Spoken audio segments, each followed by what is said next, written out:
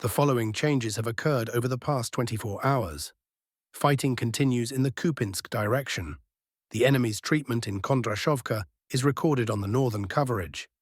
In its western part, in a partially destroyed building, an enemy position was discovered.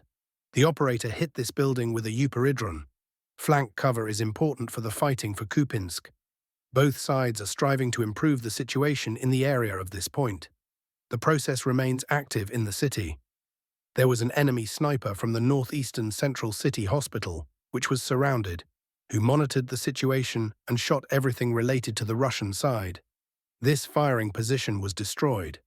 Subsequently, at least 3 Russian combat groups were able to enter the city to unblock their soldiers, destroy the enemy, and then advance. To the south, the SU showed footage of a drop on Russian positions in its central part.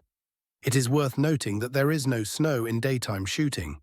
It's difficult to identify it at night. In mid-December, a unit of foreign mercenaries ran slightly to the southeast, which was mostly wary of the impact of Russian drones. There was no snow in that action either. Considering these two events, a grey zone is being added to the place of fixation of the Russian side. A conditional control zone is being created in the further part. A grey zone is established between the controlled locations. The situation is observed with a gradual improvement in the position of the Russian side. On the left bank of the Oskol River, near the northwestern outskirts of Podol, an Acacia self-propelled artillery installation was discovered in a wooded area. Usually, such a weapon is deployed at a distance from the front line, at a distance of 8 to 20 kilometers. Occasionally they invade, usually for towed howitzers. They are easier to disguise, and they are cheaper than self-propelled guns. In this case, Acacia was eliminated by Russian FPV drones, and the distance to the eastern outskirts of Podol is about 3 kilometers. There is a significant indicator in the absence of confident Russian control of the hemline. Further south, work continues on the main logistics route of the armed forces of Ukraine, passing between the two parts of Kupyansk-Hulyaipole. The Fabami 500 pilots struck the ferry, which led to its destruction. The enemy will have to build a new structure again. In the eastern Kurilovka region, Russian troops continue to destroy the enemy's defensive potential, as well as identify enemy unmanned points. An enemy dugout was found in a wooded area near the southeastern outskirts of the village. The gunners destroyed it after a sighting shot. The fire was adjusted from the drone.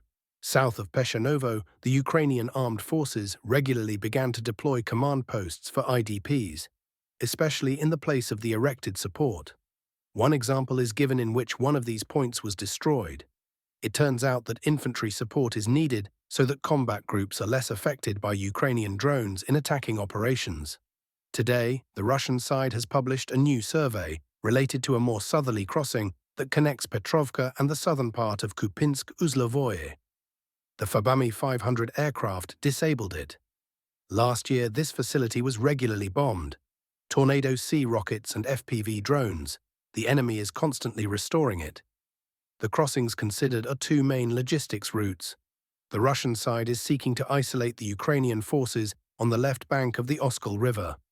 Fighting continues in the area of responsibility of the Vostok Group. The Ukrainian command, wary of expanding the bridgehead on the western side of the Gaichur River, attacks daily. Over the past day, the enemy has conducted 4 unsuccessful attempts in the direction of Kosovtseve. Units of the 36th Army thwarted their intentions. To the south, the Far Eastern warriors continue to systematically develop their offensive in the western direction. We have made progress in the work process with the mastery of almost the entire small part of the hospital. There is a boarding school there. In SU, after sending their assault groups on foot for 3 weeks, they changed tactics one way. Now they have begun to use armored vehicles. Over the past day, 8 counterattacks have been carried out in SU, but they have not been able to achieve success.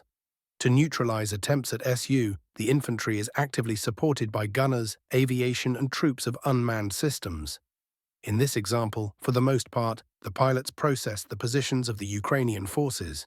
By joint actions, the total daily losses of the Ukrainian armed forces amount to 2 companies. The fighting is gradually shifting to the west. The fighting continues.